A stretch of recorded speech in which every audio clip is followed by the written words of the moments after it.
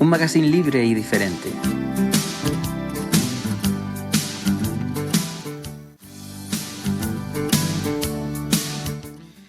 Bueno, pues nada, nos entramos en el segundo tema de la mañana. Estamos en la semana del libro. Realmente la semana del libro debería estar en los 365 días, pero bueno, espero que cada año que pase, cada día que pase, pues el tema de la lectura vaya más. No estoy tan seguro, pero bueno. En esta semana que se han publicado muchísimos libros, vamos a hablar con un escritor canario, Víctor Álamo de la Rosa. Archipiélago Guerreño. El Archipiélago Guerreño nos llega, digamos, reúne las novelas y relatos más premiados y traducidos del autor inspirados en la Isla del Hierro. Vamos a hablar con Víctor Álamo de la Rosa, que creo que hoy está al otro lado del hilo, para que nos comente pues el estado actual de la lectura, de la comprensión y de la publicación de obras. En fin, todo eso está junto en el mismo saco. Buenos días, Víctor. Hola, buenos días. Buenos días. Digo que está todo en el mismo saco porque todo tiene la misma raíz, ¿no? Claro, de hecho los escritores no somos nada hasta que se publica un libro y alguien lo lee. Yo siempre digo que los libros están cojos o están mancos, no tienen razón de ser si alguien no los abre. No serviría de nada publicarlos y que estuvieran metidos en cajas, ¿verdad? Sí, claro. Entonces, claro. Yo siempre hablo del círculo de la comunicación literaria, que bueno, escribir puede ser el oficio más solitario del mundo porque los escritores, pues, nadie nos ayuda. Todo sale de un diálogo con lo que tenemos dentro, ¿no? Con los fantasmas que tenemos dentro. Pero ya cuando publicamos, como yo, que tengo la suerte de publicar, ya lo que uno ansía o anhela es eso, el momento en que alguien abre esas páginas y lo lee, porque así se cierra ese círculo artístico, literario, bonito, que es la comunicación literaria, ¿no? Mira, una cosa que se me acaba de ocurrir pensar, ¿no? Que, bueno, tu padre fue maestro, ¿no? Fue maestro, Mi padre fue maestro. Sí, fue maestro, exacto. O sea, que ha mamado un poco el tema de la cultura en casa. Pero a pesar de eso, yo me imagino que ahora se utiliza la palabra dar el paso, ¿no? Para muchas cosas. Pero también dar el paso a esa primera novela, por ejemplo, que escribiste. ¿Te costó darlo? ¿Pensabas que podía servir para esto? ¿No? ¿Te lo decían? ¿Cómo fue el rollo? Mira, yo te lo voy a contar porque yo soy un tipo muy, muy afortunado. Tengo muchísima suerte. Mira, en realidad yo no leía nada. Yo era muy, digamos, yo tenía esa preadolescencia, vamos a decir, mala, ¿no? De pelos largos. Esa es la buena, esa es la buena, Víctor. Esa es la buena, ¿no? Después con el paso del tiempo ya te irá... De hecho, en esa época me aficioné yo a la música que sigo, que es la música metalera, pero de la más metálica, Slipknot, todo ese tipo de música que hoy en día, pues 25 años después, 30 años después la sigo, ¿no? Pero quería decirte que en realidad yo empiezo a leer cómic, tebeos, además, los tebeos clásicos, porque mi abuelo falleció con 107 años, ¿vale? Y mi padre, como tú bien decías, yo me crié en el Hierro, además en el sur, entre el Pinar y la Restinga, y entonces un día, pues para que hiciera la digestión y me parara un poco en casa, mi padre me puso allí pues una tonga tremenda de cómics, ¿no? Ajá. Y entonces, como estaba obligado a mantenerme 2 horas allí para hacer la dichosa digestión, para que no me fuera al mar a bañar, porque mi casa está, nada, a 50 metros del mar, yo me pasaba el día en el agua. Dice, bueno, para que este pare la pata. Y entonces, como me encerró allí 2 horas, pues yo me aficioné un poco a leer. Y de ahí, cuando ya me cansaba de aquellos cómics, porque ya los había leído, porque en el Hierro pues no llegaban, no había más, me puse yo a inventar historias con los personajes de los cómics. Y lo primero que yo escribí era una especie de versión especial de mi propia historia de Superman y Lois Lane, ¿no? Y entonces, sí, para mí ese momento sí fue mágico porque descubrí que, bueno, que aquello de leer, pero también de escribir podía ser divertido, ¿vale? Sí, sí. ¿Y qué ocurrió? Que yo después, bueno, pues iba leyendo alguna cosa, pero nada, digamos que nada de modo profesional, hasta que tengo la suerte de que me llevan en Tenerife, en el IES La Laboral, mi profesor de lengua y literatura, cuando yo hago el bachillerato de aquella época, que ahora es la ESO y después los primero y segundo de bachillerato, resulta que tengo un profesor que se llama Juan José Delgado, que ya murió, que el tipo llevaba varias de las revistas literarias más importantes de la época, que se hacían en Canarias, ¿no? Sí. Y entonces era un hombre que entraba en clase, era un profesor extraordinario, él entraba en clase recitando poesía. Y a mí, yo nunca había escuchado esa recitando musicalidad poesía de la entraba. poesía.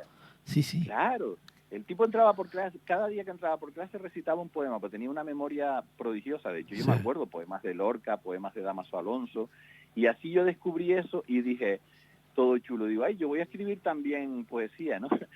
Y él, claro, era malísimo, ¿no? Malísimo, pero él, digamos que me adoptó y me sugirió algunas lecturas ya de poetas, me fue teledirigiendo y claro, a mí aquello me fue encantando hasta el punto de que ya me puse a escribir como un loco y él me ayudó, me corregía y va y me presenta al escritor más famoso de la época, que todavía es bastante famoso, Rafael Arozarena, claro. el autor de Mararía. Sí, de Mararía.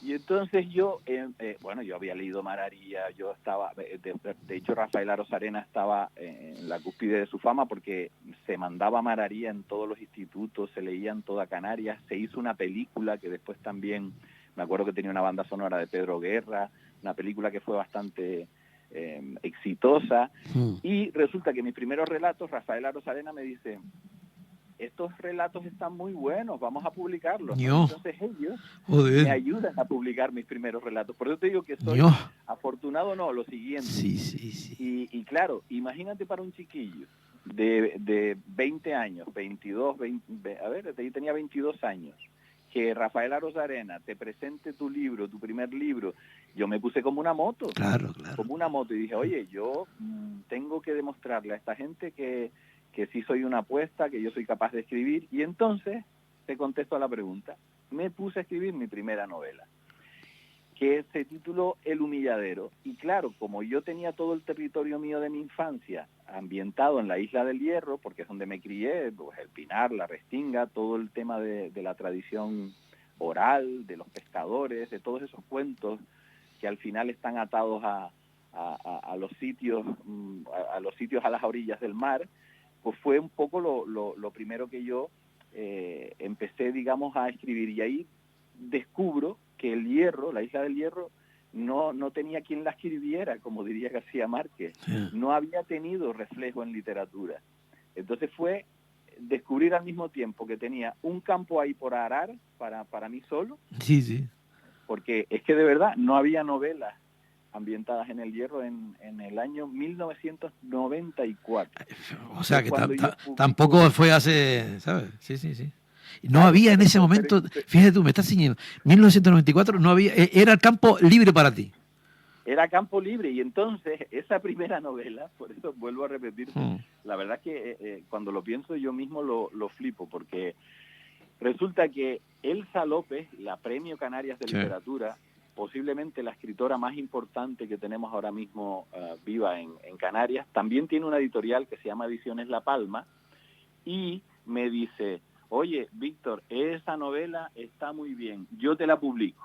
Y entonces Elsa López me publicó esa novela. Y tú imagínate, en el año 94, decía, el primer libro fue Las Mareas Brujas en el 91 con Rafael Arozarena, y en el 94 la primera novela con Elsa López.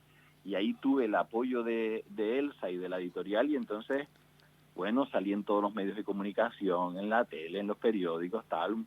Fue como el alumbramiento de un nuevo narrador en Canarias, porque en esa época había muy poca narrativa en Canarias. No es como en la actualidad, que ya la tradición literaria canaria también es fuerte en narrativa, en novela, ¿no?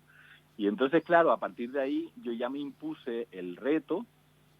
Digo, oye, ya tengo una responsabilidad, ya tengo que ser escritor, ya tengo que ser capaz de escribir. Oye, Víctor, Víctor, que me da la impresión de que te sacaste la lotería de Navidad y los Reyes y el del niño, porque tropezaste con Elsa y con Rafael Arozarena, ¿no? Pero espera, porque ahora viene la lotería ya completa. Sí. Porque fíjate que te hablo de 1994 con El Humilladero, que todas estas novelas se reúnen en el tomo que dijiste, en Archipiélago Herreño, ¿vale? Porque al final son 7 libros, por eso tiene 800 y pico páginas, claro. Pero después del 94 yo me voy a vivir a Brasil, a Río de Janeiro, porque mi primera mujer era brasileña, ¿vale? Y entonces yo paso 2 años en Río de Janeiro, pero yo tenía en la cabeza mi Isla del Hierro. ¿Qué pasó? Que escribo una novela que se llama El Año de la Seca. El Año de la Seca es como llaman todos los ancianos en la Isla del Hierro a 1948. Y esto te sonará porque en el Año de la Seca se produce el fenómeno, uno de los fenómenos más grandes de emigración clandestina desde Canarias a Venezuela. Desde el Hierro, por supuesto, pero desde Tenerife, desde casi todas las islas. ¿Por qué? Porque había mucha pobreza, la represión franquista, la miseria era tan grande que la gente, los canarios, teníamos que abandonar las islas y tirar para en este caso, para América, para Venezuela, pues para buscarnos la vida, ¿no? Entonces a mí me impresionó mucho porque el Año de la Seca en el Hierro se llama así porque no llovió ni una sola vez en todo el año, con lo cual todo unido... Es que todo unido, ¿no? Claro. Todo unido produjo la isla se quedó a la mitad de la gente, se quedaron 5.000 personas, ¿vale? Después zarparon varios barcos cargados de migrantes para América. Pero a mí, en esa novela yo narro eso, pero no me interesaba, fíjate, lo que a mí me impresionó al oír en los mentideros a las personas mayores, ya en la época moderna, lo que me impresionó es, digo, alguien tiene que contar cómo se sintió esa gente, es decir, la gente que tuvo que dejar a su mujer, a sus hijos, todas esas familias destrozadas. Date cuenta que si había 10.000 personas en el Hierro, se fueron 5.000. ¿Vale? Entonces, ese drama me interesó a mí muchísimo, porque digo, si un novelista no cuenta los sentimientos de esas personas, ¿quién los va a contar? Claro. Y entonces escribo El Año de la Seca. Y efectivamente me saco la lotería, porque yo la escribo estando en Río de Janeiro y la escribo en español. Pero una editorial de Río de Janeiro, que yo había conocido a un editor, me dijo, oye, esta novela me parece muy buena y queremos publicarla, vamos a traducirla. Y sale primero publicada en portugués, ¿vale? Vale. Pero yo había conocido al Premio Nobel de Literatura José Saramago, que como tú bien sabes vivió durante un tiempo en Lanzarote.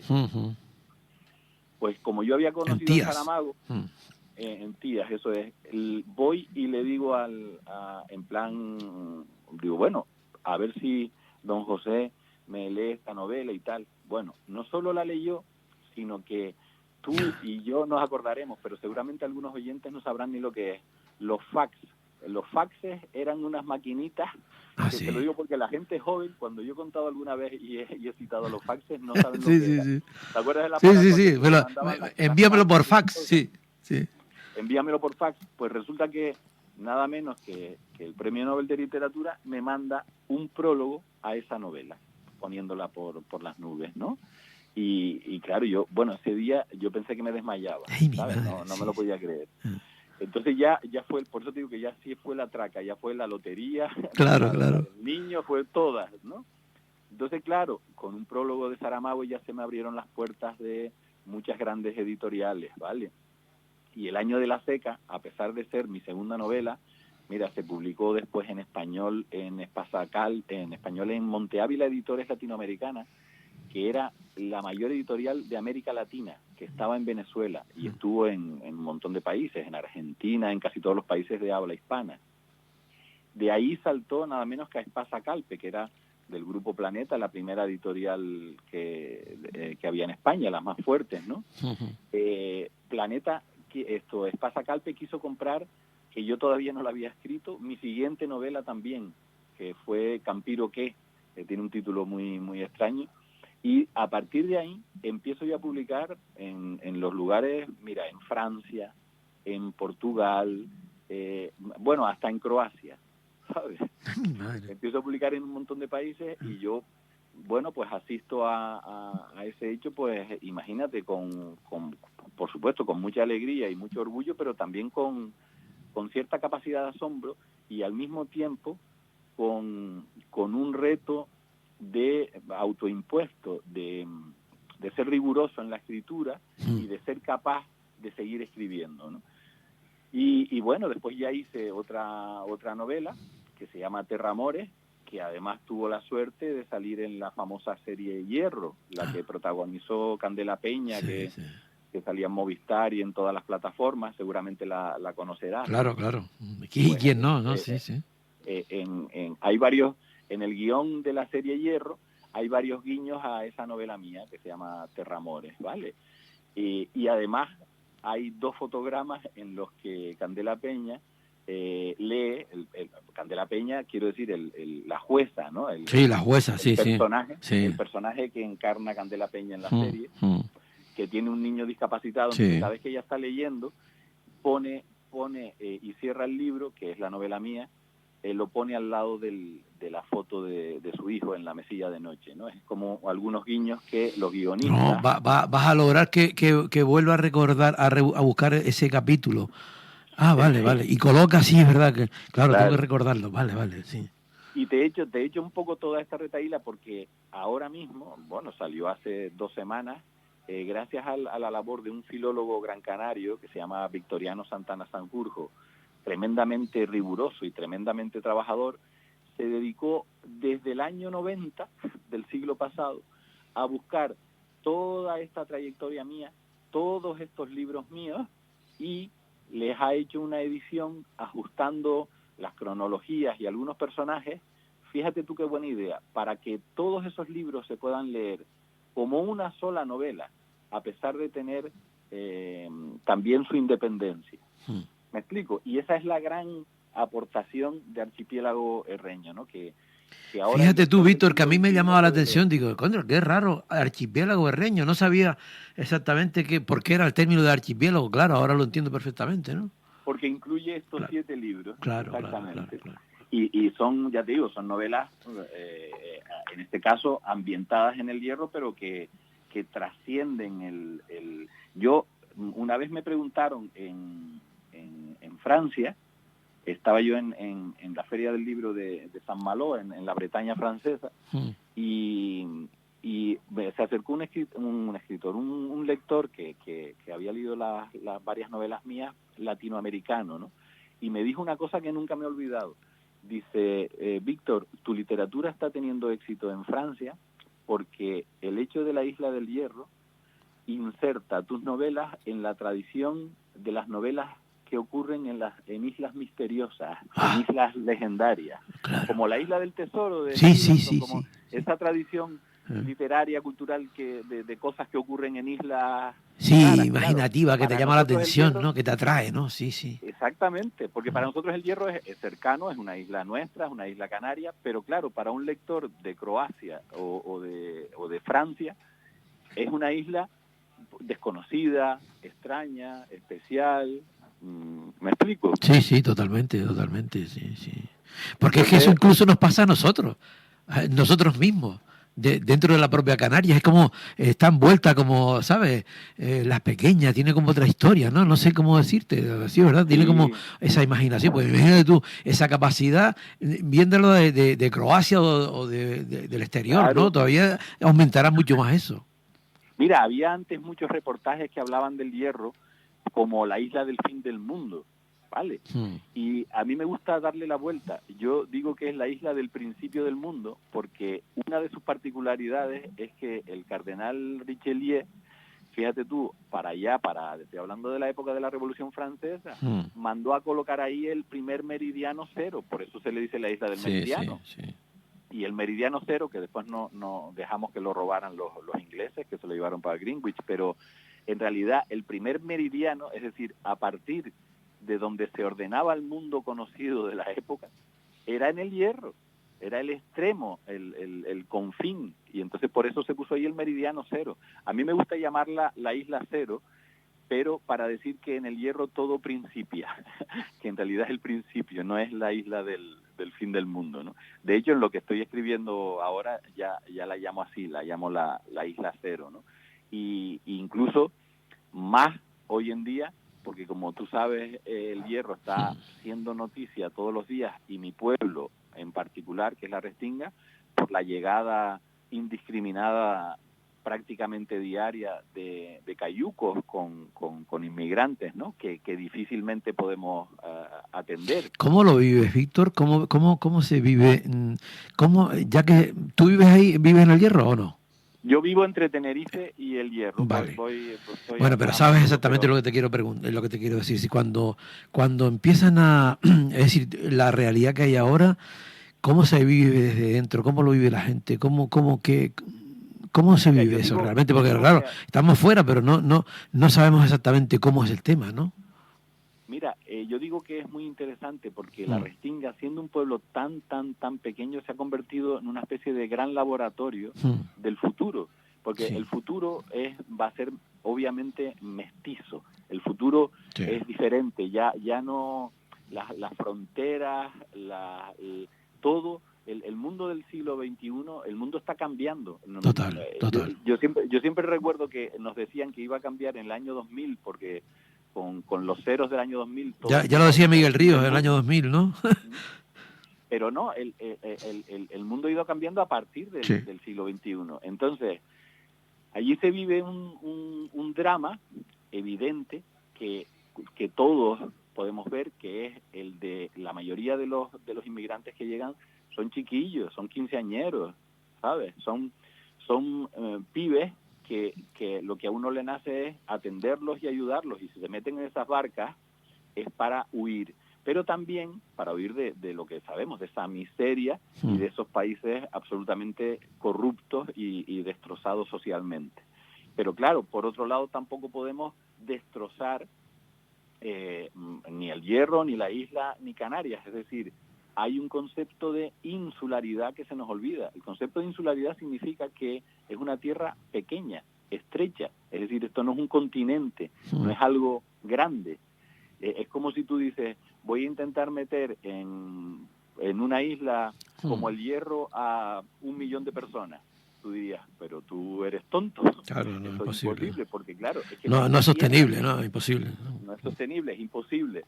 Pues está faltando hablar en Canarias en general de una cuestión que recuerda mucho a la literatura canaria, porque uno de los temas principales de nuestra literatura es precisamente el concepto de insularidad.